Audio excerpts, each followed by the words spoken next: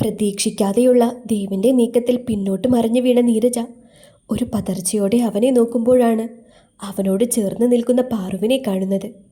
നീരജയുടെ കണ്ണുകൾ അവളെയും അവളുടെ മാറോട് ചേർന്ന് കിടക്കുന്ന കുഞ്ഞിലേക്കും പോയതും അവളിൽ ദേഷ്യം നിറഞ്ഞു. നീയോ? നീ വീണ്ടും എൻ്റെ പ്രാണനെ എന്നിൽ നിന്നും തട്ടിയെടുക്കാൻ വന്നല്ലേ? സമ്മതിക്കില്ല ഞാൻ. പകയോടെ മുരണ്ടുകൊണ്ട് പാറുവിലേക്ക് അടുത്തതും ദേവ് പാറുവിനെ മറയുന്ന പോലെ അവൾക്ക് മുന്നിലേക്ക് കയറി നിന്നു. ആരെയാണ് തട്ടിയെടുക്കാൻ നോക്കുന്നതെന്ന് ഞാൻ പറഞ്ഞു തരാം നീരജ. പലതും അറിയാനും അറിയിക്കാനും വേണ്ടി തയ്യാറായി തന്നെയാണ് ഇങ്ങനെയൊരു വരവ്. ഗാംഭീര്യമേറിയ അവൻ്റെ ശബ്ദത്തിൽ പോലും നീരജ ലയിച്ചു നിന്നുപോയി. മഹിയുടെ കണ്ണുകൾ പക്ഷേ പാറുവിനൊപ്പമുള്ള കുഞ്ഞിൽ തന്നെയായിരുന്നു. തൻ്റെ മകൻ്റെ കുഞ്ഞാകരുതേ എന്നവർ ആ നിമിഷം സകലമാന ദൈവങ്ങളെയും വിളിച്ച് പ്രാർത്ഥിച്ചു പോയി. നീ പറയുന്നതെന്തും ഞാൻ കേൾക്കും ദേവ്. എത്ര നാളുകളായെന്നറിയോ നിന്റെ വരവിനായി ഞാൻ കാത്തിരിക്കുന്നു. എന്തിനാണ് ദേവ് എൻ്റെ പ്രണയത്തെ നീ കണ്ടില്ലെന്ന് നടിക്കുന്നത്? കണ്ണുകൾ മുഴുവനും ആർത്തിയോടെ അവൻ്റെ മുഖത്ത് പായിച്ചുകൊണ്ട് പ്രണയം നിറഞ്ഞ സ്വരത്തിൽ നീരജ പറഞ്ഞതും പാറുവിൻ്റെ കൈകൾ ദേവിൽ മുറുകി. എത്ര വേണ്ടെന്ന് വെച്ചിട്ടും പാറുവിൻ്റെ കണ്ണുകൾ നിറഞ്ഞു. അവളിലെ അസ്വസ്ഥത അറിഞ്ഞതുപോലെ ദേവ് അവളെ നെഞ്ചിലേക്ക് ചേർത്ത് പുണർന്നുകൊണ്ട് അവളുടെ തുടുത്ത കവളിൽ അമർത്തി ചുംബിച്ചു.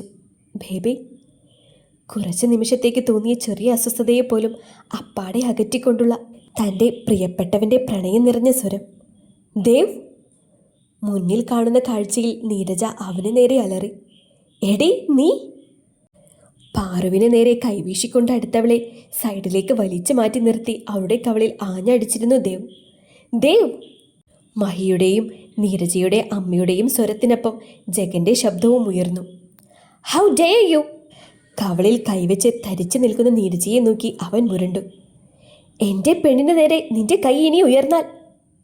അവൻ്റെ ആ ഭാവത്തിൽ നീരജയൊന്ന് ഭയന്നു. ഇതിനിടയിൽ സത്യമൂർത്തിയും നീരജയുടെ അച്ഛനും അങ്ങോട്ട് വന്നു. ശേഖർ, നമ്മുടെ മോള്! നീരജയുടെ അമ്മ കരഞ്ഞുകൊണ്ട് അയാളുടെ അരികിലേക്ക് ചെന്നു. ഈ സമയം അത്രയും ജഗൻ്റെ കണ്ണുകൾ മഹിയിലായിരുന്നു. അവരുടെ മുഖത്തെ ഭയത്തെ അവനൊരു പുച്ഛത്തോടെ നോക്കിക്കണ്ടു. ദേവ്! സത്യയുടെ ശബ്ദം അവിടെ മുഴങ്ങി. ലിവിംഗ് റൂമിൽ സത്യയുടെ മുന്നിലിരിക്കുമ്പോൾ പാറുവിന് നല്ല ഭയം തോന്നുന്നുണ്ടായിരുന്നു. കാരണം അദ്ദേഹത്തിന് തന്നെയോ തങ്ങളുടെ പ്രണയമോ അറിയില്ല. അഥവാ അറിഞ്ഞാലും നീരജയുടെ വേദനയ്ക്ക് കാരണമായവൾ മാത്രമായി കാണുമായിരിക്കും തന്നെ. തുമ്പി ജഗൻ്റെ കയ്യിലാണ്. കയ്യിൽ കുഞ്ഞൊരു ഡോളുണ്ട്. അതുമായി നല്ല കളിയിലാണ്. ഇടയിൽ പപ്പയും അമ്മയും കൂടെ തന്നെ ഉണ്ടോ എന്ന് മുഖമുയർത്തി നോക്കി ഒന്ന് ഉറപ്പിക്കും. അവളുടെ കാട്ടിക്കൂട്ടൽ കണ്ടതും പാറുവിൽ ഒരു കുഞ്ഞു പുഞ്ചിരി നിറഞ്ഞു. പിന്നെ മുഖം ചിരിച്ച് തന്നെ ചേർത്ത് പിടിച്ചിരിക്കുന്നവനെ ഒന്ന് നോക്കി. അവിടെ പിന്നെ ഒന്നും നടന്നിട്ടില്ല, ഇനിയോട്ട് നടക്കാനും പോകുന്നില്ല എന്നൊരു ഭാവമാണ്. അവളൊന്ന് നിശ്വസിച്ചുകൊണ്ട് മുഖമുയർത്തിയതും കാണുന്നത് പകയോടെ തന്നെ ഉറ്റുനോക്കുന്ന നീരജയാണ്. പാറുവും അവളെ ഒന്ന് ഉറ്റുനോക്കി. ഈ പെൺകുട്ടിയും കുഞ്ഞും ആരാണ് ദേവ്? കാര്യങ്ങൾ ഏകദേശം മനസ്സിലായെങ്കിലും അവൻ്റെ നാവിൽ നിന്ന് തന്നെ കേൾക്കുവാനായി സത്യമൂർത്തി അവനെ ഉറ്റുനോക്കിക്കൊണ്ട് ചോദിച്ചു. My wife, Parvathi Kasinathan. അത് ഞങ്ങളുടെ മകൾ അഗ്നിക കാശിനാഥൻ. ദേവിൻ്റെ ഉറച്ച ശബ്ദം ആ മുറിയിൽ മുഴങ്ങിക്കേട്ടു. ജഗനൊഴികെ എല്ലാവർക്കും ഒരു ഞെട്ടലുണ്ടായിരുന്നു. സത്യയുടെ കണ്ണുകൾ ദേവിലായിരുന്നു. അവനിൽ യാതൊരു പതർച്ചയോ കുറ്റബോധമോ ഇല്ലെന്ന് അയാൾ മനസ്സിലാക്കി. സമ്മതിക്കില്ല ഞാനിത്! സത്യ എന്തോ പറയാനാഞ്ഞതും മഹി ദേഷ്യത്തോടെ പാറുവിനെ നോക്കി അലറി. മഹാ! സത്യ വിളിച്ചതും മഹി അയാളെ തുറച്ചു നോക്കി. അവൻ എന്താ പറഞ്ഞതെന്ന് നിങ്ങൾ കേട്ടില്ലേ? ഭാര്യയാണ് പോലും. സമ്മതിക്കില്ല. ഇവളെ പോലൊരു ദരിദ്രവാസിയല്ല വൈകുണ്ഠത്തിലെ മരുമകളായി വന്നു കയറേണ്ടത്. മഹിയുടെ സംസാരത്തിൽ ദേവും ജഗനും പരസ്പരം മുഖത്തോട് മുഖം നോക്കി പുച്ഛത്തോടെ ഒന്ന് ചിരിച്ചു. എന്താ മൂർത്തി ഇതൊക്കെ? ഈ കുട്ടി അവൻ്റെ ഭാര്യയാണെങ്കിൽ എൻ്റെ മോളെ ഞാനിനി എന്ത് ചെയ്യണം? ഇത്രയും വർഷം ഇവനെ മാത്രം മനസ്സിൽ കൊണ്ടു നടന്ന എൻ്റെ മോളോട് ഇത് വേണ്ടായിരുന്നു. ഒരു അച്ഛൻ്റെ വേദന അങ്ങേയറ്റം മുഖത്ത് നിറച്ചുകൊണ്ട് ശേഖർ പറയുമ്പോൾ ദേവിൻ്റെ കണ്ണുകൾ അയാൾക്ക് നേരെ ചുരുങ്ങി. ദേവിനെ ഒന്നും പറയരുത് അച്ഛാ. ഇതിൽ ദേവിൻ്റെ ഭാഗത്ത് യാതൊരു തെറ്റുമില്ല. ഇവിടെ തെറ്റുകാരി ഇവൾ മാത്രമാണ്, ഈ പാർവതി. ഓർമ്മകൾ നശിച്ച എൻ്റെ ദേവിനെ ഇവളാണ് തട്ടിയെടുത്തത്. 2.5 വർഷങ്ങൾക്ക് മുൻപ് ഞാനിവളെ എൻ്റെ ദേവിൽ നിന്നും അകറ്റിയതാണ്. ഈ കുഞ്ഞു പോലും ദേവിൻ്റെ ആകില്ല. നീരജ പറഞ്ഞു നിർത്തിയതും ദേവ് പാഞ്ഞു വന്ന് അവളുടെ കഴുത്തിൽ പിടിമുറുക്കി. പാറു അവളുടെ വാക്കുകൾ കേട്ട് തറഞ്ഞു നിന്നു. ദേവ്! സത്യയും ശേഖരും അവനെ പിടിച്ചു മാറ്റാൻ ശ്രമിച്ചുകൊണ്ടിരുന്നു. പക്ഷേ ആ സമയം അവനിൽ നല്ല ശക്തിയുള്ളതായി തോന്നി അവർക്ക്. കുറച്ച് ആയാസപ്പെട്ട് അവരവനെ അവളിൽ നിന്നും അകറ്റി. നീരജ തൊണ്ടയിൽ പിടിച്ച് ചുമച്ചുകൊണ്ട് നിലത്തെ കൂർന്നിരുന്നു. നീരജയുടെ അമ്മ കരച്ചിലോടെ വേഗം അവളുടെ അടുത്തേക്ക് വന്ന് ചേർത്ത് പിടിച്ചു. നീ എന്നെ എന്തൊക്കെ ചെയ്താലും സത്യം സത്യമല്ലാതാകില്ല ദേവ്. നിന്നെപ്പോലെ വേറെ പലരും. പക്ഷേ ഇത്തവണ നീരജയ്ക്ക് പറഞ്ഞു പൂർത്തിയാക്കാൻ സാധിച്ചില്ല. അതിനു മുന്നേ തന്നെ ആരോ അവളെ നിലത്തു നിന്നും വലിച്ചെഴുന്നേൽപ്പിച്ച് കരണത്തേക്ക് ആഞ്ഞടിച്ചു. അവിടെ നിന്നവരെല്ലാവരും അടിച്ചയാളെ ഒരു ഞെട്ടലോടെ നോക്കുമ്പോൾ ദേവിൻ്റെ മുഖത്ത് മാത്രം നിറഞ്ഞ ചിരിയായിരുന്നു. വിശ്വസിക്കാനാവാതെ മുന്നിൽ നിൽക്കുന്നവളെ നീരജ നോക്കുമ്പോൾ പാറുവിൻ്റെ കണ്ണുകളിൽ അഗ്നിയായിരുന്നു. ഇനി ഒരക്ഷരം നീ പറഞ്ഞാലുണ്ടല്ലോ, പാർവതിയുടെ ഉടലിനും ഉയിരിനും ഒരു അവകാശിയേ ഉണ്ടായിട്ടുള്ളൂ. പാർവതിയുടെ മാത്രം കാശിനാഥൻ. നീ ഇനി എന്തൊക്കെ ചെയ്താലും കാശിനാഥൻ ഈ പാർവതിയുടെ മാത്രമാണ്. ഞങ്ങളുടെ മകൾ. അവളെപ്പറ്റി പറയുന്നത് പോയിട്ട് നിന്റെ ദൃഷ്ടി പോലും അവളിൽ പതിയുന്നത് പോലും എനിക്കിഷ്ടമല്ല. ഇപ്പോൾ നിനക്ക് നൽകിയ അടി പോലും അതിനാണ്. ദേഷ്യത്തിൽ പറയുന്ന പാറുവിനെ നീരജ ആദ്യമായി കാണും പോലെ നോക്കി. ജഗന്റെ വിസിലടി ശബ്ദത്തോടൊപ്പം കൈയടിക്കുന്ന ശബ്ദവും അവിടെ മുഴങ്ങി. അവൻ്റെ കയ്യിലിരുന്ന് തുമ്പിയും കൈകൊട്ടി ചിരിക്കുന്നുണ്ട്. എല്ലാവരുടെയും നോട്ടവും തന്നിലാണെന്ന് കണ്ടതും ജഗൻ ചമ്മലോടെ ഒന്ന് ചിരിച്ചു. ദേവ് പാറുവിൻ്റെ അരികിലേക്ക് വന്ന് അവളെ ചേർത്ത് പിടിച്ചു. ദേവ്! സത്യയുടെ കടുപ്പമേറിയ ശബ്ദത്തിൽ അത്രയും നേരം പുലിയെപ്പോലെ നിന്ന പാറു പതുങ്ങലോടെ ദേവിൻ്റെ നെഞ്ചിലേക്ക് ചേർന്നു. ദേവ്, നീ ഞങ്ങളെ പൊട്ടം കളിപ്പിക്കുകയാണോ? നീരജമോൾക്ക് ഈ പെൺകുട്ടി അറിയോ? എന്തൊക്കെയാ ഇവിടെ നടക്കുന്നേ? നീരജയ്ക്ക് മാത്രമല്ല, എൻ്റെ അമ്മ മഹാലക്ഷ്മിക്കും എൻ്റെ പാറൂട്ടനെ നന്നായിട്ടറിയാം, അല്ലേ അമ്മ? ദേവ് ഒരു ചിരിയോടെ നോക്കിയതും മഹി അവിടെ നിന്ന് വെട്ടി വിയർക്കാൻ തുടങ്ങി. 2.5 വർഷങ്ങൾക്ക് മുന്നേ ഇവളെ എന്നിൽ നിന്നും അകറ്റിയത് എൻ്റെ അമ്മ എന്ന് പറയുന്ന ഈ സ്ത്രീയാണ്. അത് പാർവതി എൻ്റെ പ്രാണനാണെന്ന് അറിഞ്ഞുകൊണ്ട്. മഹിയെ ഉറ്റുനോക്കി ദേവ് ഒരു പുച്ഛത്തോടെ പറയുമ്പോൾ അവരവനെ ദേഷ്യത്തിൽ നോക്കി. പിന്നെ ഞാൻ എന്ത് വേണമായിരുന്നു? നിന്നെ മാത്രം മനസ്സിൽ കൊണ്ടു നടക്കുന്ന ഒരുവളെ മറന്ന് ഇവളെ പോലൊരു പെണ്ണിനെ, അതും ഒരു കൊലപാതകിയുടെ മകളെ, ഞാൻ എൻ്റെ മരുമകളായി കാണണമായിരുന്നു. മഹി അവൻ്റെ നേർക്ക് പൊട്ടിത്തെറിച്ചതും ജഗൻ ഉൾപ്പെടെ എല്ലാവരും ദേവിനെ ഒരു പകപ്പോടെ നോക്കി. നീരജ മാത്രം പാർവതിയെ പുച്ഛത്തോടെ. പാറുടാ! തേങ്ങലോടെ തലകുനിച്ച് നിൽക്കുന്നവളെ ദേവ് ശകാരത്തോടെ വിളിച്ചു. പാറു കരയുന്നത് കണ്ടിട്ടോ എന്തോ ജഗൻ്റെ കയ്യിലിരുന്ന് തുമ്പി ചിണുങ്ങാൻ തുടങ്ങി. ബേബി, പ്രിൻസസ്സായി ആ റൂമിലേക്ക് പോയിക്കോ. ഫീഡ് ചെയ്ത് ഉറങ്ങുമ്പോഴേക്കും ഞാൻ വരാം. ജഗൻ്റെ അരികിൽ നിന്നും തുമ്പിയെടുത്ത് പാറുവിനെ ഏൽപ്പിച്ചുകൊണ്ട് അവൻ പറഞ്ഞതും പാറു അവനെ ഒരു പേടിയോടെ നോക്കി. ഇനി ഇങ്ങോട്ടൊരു വരവ് നമുക്കുണ്ടാകില്ല ബേബി. സോ പറയാനുള്ളത് മുഴുവൻ പറഞ്ഞു തീർക്കണം.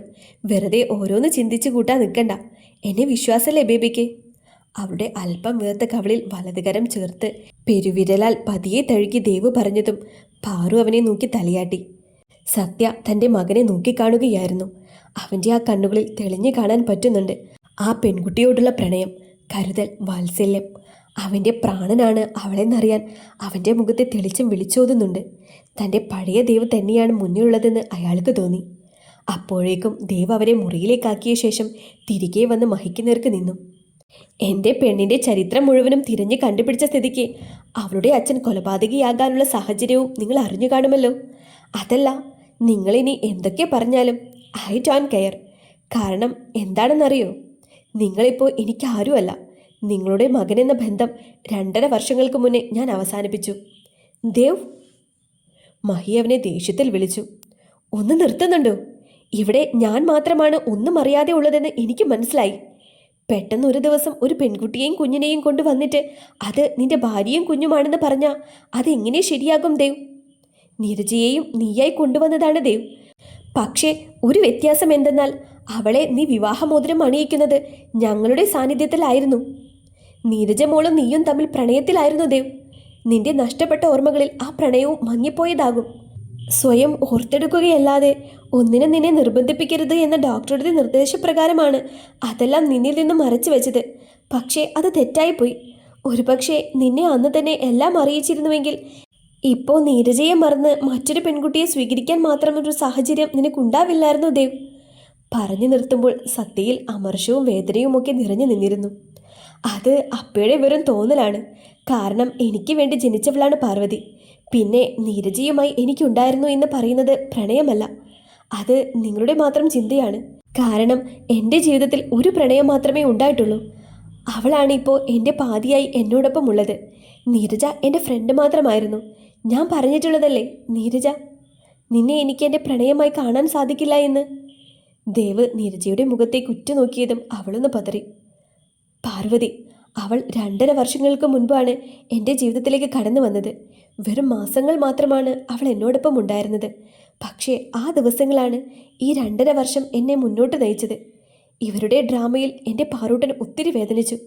എൻ്റെ പെണ്ണിൻ്റെ മനസ്സിനെ അത്രയും തകർത്തുകൊണ്ടാണ് അവളെ എന്നിൽ നിന്നും അകറ്റിയത്. ക്ഷമിച്ചു തരില്ല ഞാൻ. ഇവർ മൂലം എനിക്കുണ്ടായ വലിയ നഷ്ടം. എൻ്റെ പ്രിൻസസ്, അവളുടെ വളർച്ചയുടെ ഓരോ ഘട്ടവും നഷ്ടമാകാൻ കാരണം ഇവരാണ്. അവസാനത്തെ വാക്കുകൾ പറയുമ്പോൾ അവൻ്റെ മുഖം വലിഞ്ഞു മുറുകി. കൊള്ളാം ദേവ്, നിന്റെ സ്റ്റോറി വളരെ നന്നായിട്ടുണ്ട്. എല്ലാം കഴിഞ്ഞപ്പോൾ എൻ്റെ മകളാണ് പ്രശ്നം. അവളുമായിട്ടുള്ള എല്ലാ ഓർമ്മകൾ നഷ്ടമായിട്ടും നിന്നെ മാത്രം ഭ്രാന്തമായി പ്രണയിച്ചു. നിന്നെ ഓർത്ത് സ്വന്തം ജീവിതം തന്നെ തകർത്തു. എന്നിട്ടിപ്പോൾ ഏതോ ഒരുത്തിയെ കണ്ടപ്പോൾ നിനക്കെൻ്റെ മകളെ വേണ്ട അല്ലേ? അതിനായി നീ തയ്യാറാക്കിയ കഥ ഗംഭീരമായിട്ടുണ്ട്. ഇനി ഒരു കാര്യം മാത്രം അറിഞ്ഞാൽ മതി. എൻ്റെ മോളെ ഞാൻ ഇനി എന്ത് ചെയ്യണം? ശേഖർ പൊട്ടിത്തെറിച്ചു. സത്യ അയാളെ വല്ലായ്മയോടെ നോക്കി. ശേഖർ, താനിങ്ങനെ ടെൻഷനാകാതെ, നമുക്ക് എന്താ വേണ്ടെന്ന് വെച്ചാൽ തീരുമാനിക്കാം. സത്യ അയാളെ സമാധാനിപ്പിക്കാൻ ശ്രമിക്കുമ്പോഴും ദേവ് ശേഖറിനെ ഉറ്റുനോക്കി നിൽക്കുക മാത്രമാണ് ചെയ്തത്. ദേവ്, ഇവിടെ തെറ്റ് ചെയ്തിരിക്കുന്നത് നീയാണ്. നീയും നീരജയുമായുള്ള വിവാഹ നിശ്ചയം നിന്റെ സമ്മതപ്രകാരം തന്നെയാണ് നടത്തിയത്. ഒരു പക്ഷേ നിനക്ക് ആക്സിഡന്റ് സംഭവിച്ചില്ലായിരുന്നുവെങ്കിൽ നീരജ നിന്റെ ഭാര്യ ആകുമായിരുന്നു. നോ! ദേവ് ദേഷ്യത്തിൽ മുരണ്ടു. ഒരിക്കലും അങ്ങനെയൊന്നും സംഭവിക്കില്ല. ഇവരുടെ സൂയിസൈഡ് ഡ്രാമയുടെ ഫലമായാണ് ആ നിശ്ചയം നടന്നത്. അന്നേ ഞാൻ പറഞ്ഞതുമാണ്, ഇവളെ ഒരു ലൈഫ് പാർട്ട്ണറുടെ സ്ഥാനത്ത് ഉൾക്കൊള്ളാൻ പറ്റില്ലെന്ന് ബോധ്യം വന്നാൽ ഞാൻ പിന്മാറുമെന്ന്. ദേവ്! അതെ അപ്പ, പിന്നെ എനിക്ക് ആക്സിഡന്റ് സംഭവിച്ചത് നീരജയുമായുള്ള വിവാഹത്തിൽ നിന്ന് ഞാൻ പിന്മാറിയത് കൊണ്ടാണ് അല്ലേ മിസ്റ്റർ ശേഖർ? അവൻ്റെ ചോദ്യത്തിൽ അയാളുടെ മുഖം വിവരണമായി. അയാളുടെ മുഖത്ത് വിയർപ്പ് തുള്ളികൾ രൂപപ്പെട്ടു തുടങ്ങുന്നത് ഒരു ഗൂഢമായ ചിരിയോടെ അവൻ നോക്കിക്കണ്ടു.